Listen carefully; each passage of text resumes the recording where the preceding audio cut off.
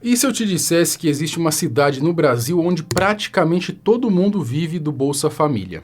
Não é exagero, tá? A gente está falando de um lugar onde 93% da população depende do auxílio do governo para sobreviver. Essa cidade existe, fica no interior do Amapá, tem cerca de 6 mil habitantes, só que os números de lá são tão absurdos que parecem coisa de outro mundo. Apenas 29 pessoas têm carteira assinada, existem menos de 80 carros registrados e boa parte da economia simplesmente não funciona. Enquanto isso, milhões de reais entram todo ano através de programas sociais, a máquina pública continua funcionando e a cidade segue existindo praticamente sem uma base econômica própria. Mas aí surge uma pergunta inevitável. Como uma cidade inteira consegue funcionar assim? Quem paga essa conta? E será que esse modelo existe só lá? No vídeo de hoje, a gente vai conhecer Itaubal, entender como que essa cidade chegou a esse ponto e descobrir por que ela virou um dos exemplos mais curiosos e polêmicos do Brasil. Eu sou Marcelo Milos e depois da vinheta eu te conto.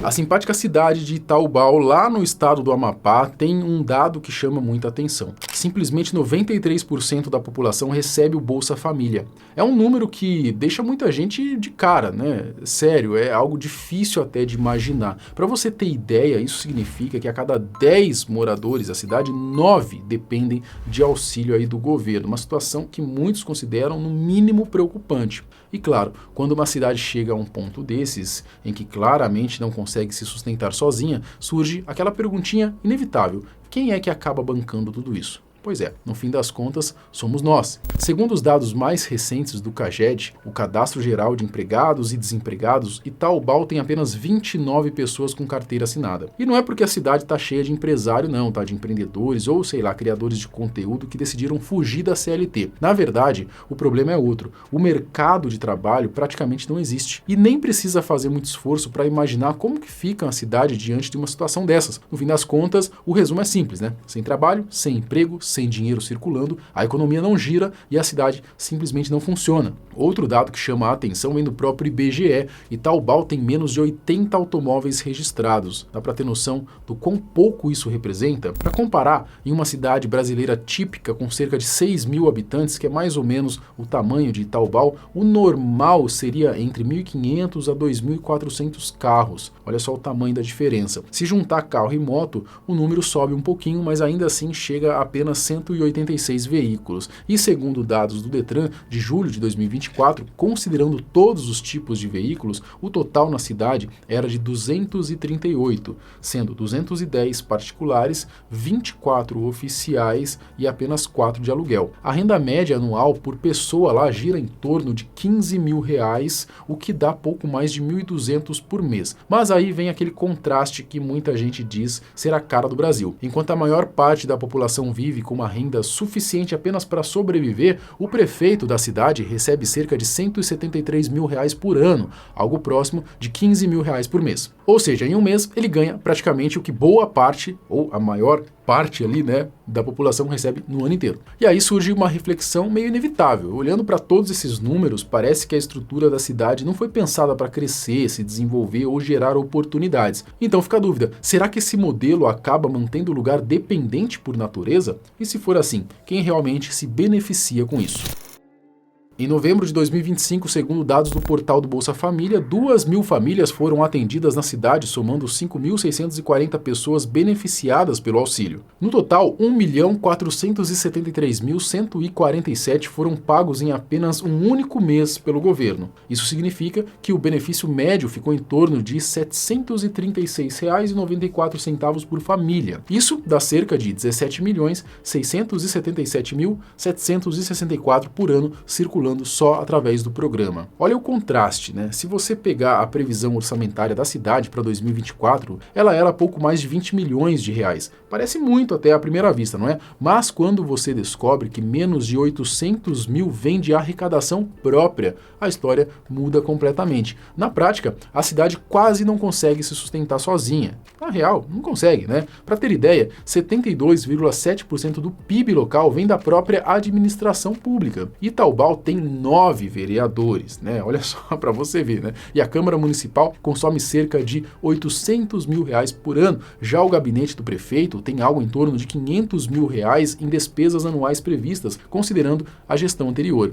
é algo que revolta muita gente. Inclusive, na eleição de 2024 aconteceu algo curioso. Mais de 2.000 pessoas foram para a cidade apenas para votar. Mínimo estranho, né? Em teoria, o Legislativo Municipal deveria propor leis e fiscalizar o Executivo. Mas será que isso realmente está acontecendo ali? A resposta para muita gente parece meio óbvia e dá a impressão de que tem gente se beneficiando bastante dessa estrutura. A antiga Secretaria Municipal de Administração e Finanças, por exemplo, era responsável por mais de 2,5 milhões em gastos. E depois da chegada do novo prefeito, essa pasta acabou sendo dividida em duas: Secretaria de Administração e Secretaria de Planejamento, além da área de Finanças e Tecnologia da Informação. Olha só, né? Que coisa bonita, né? Olhando assim parece que tudo funciona bonitinho, tem tanta coisa ali, né? Tanta coisa do governo ali, secretaria e tal, que parece uma cidade de primeiro mundo, não é? E no final das contas, esse monte de gasto público aí, um monte de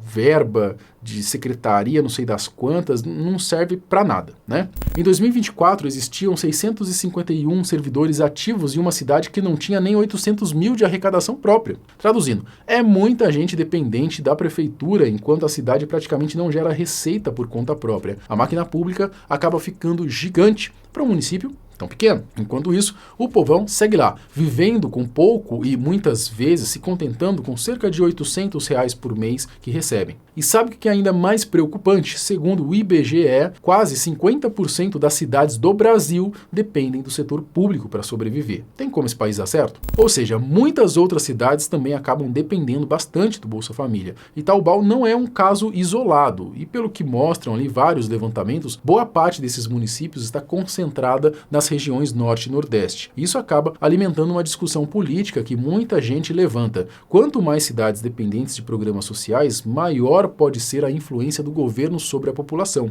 Tem quem diga que esse tipo de cenário cria uma relação de dependência política. Outros defendem que os programas são simplesmente uma rede de proteção social necessária em regiões com menos oportunidades econômicas. Ou seja, é um debate que divide opiniões. Além disso, existe outro ponto. Quando a cidade produz pouco economicamente, mas precisa manter uma estrutura administrativa grande, o modelo acaba ficando pesado. Isso pode gerar municípios com pouca base econômica própria e muito dependentes de recursos externos. Vale deixar claro, o Bolsa Família é fundamental para a sobrevivência de milhões de pessoas e muita gente realmente precisa desse apoio.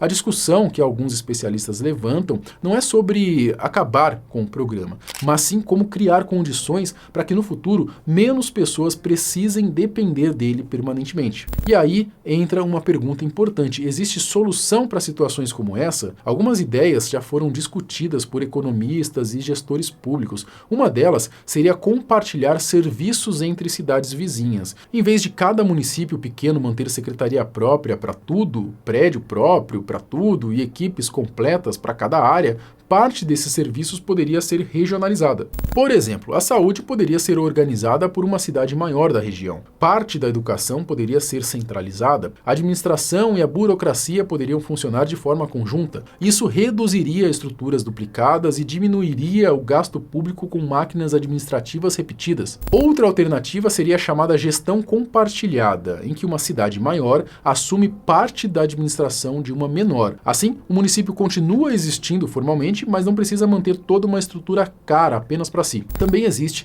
uma terceira possibilidade, que é a fusão entre municípios. Eu confesso que essa até me agrada mais. Quando uma cidade deixa de ser independente e passa a fazer parte de outra maior, isso eliminaria vários gastos administrativos que hoje existem apenas porque cada cidade precisa manter a sua própria estrutura. Claro que essa última opção costuma gerar resistência, porque envolve identidade local, política e interesses regionais. No fim das contas, o problema é complexo, não tem uma solução simples. Muitos municípios pequenos enfrentam desafios econômicos, estruturais, e mudar esse modelo exige decisões políticas difíceis. Mas, quando a gente olha os números com calma, dá mesmo um certo choque, porque uma coisa é imaginar que existam cidades nessa situação, outra bem diferente é analisar os dados e perceber o tamanho do real problema. Mas e aí, você conhecia Itaubá, sabia que outras cidades estão passando pelo mesmo? Na sua opinião, o que deveria ser feito para evitar isso ou para que as pessoas se livrassem dessa dependência aí de auxílios?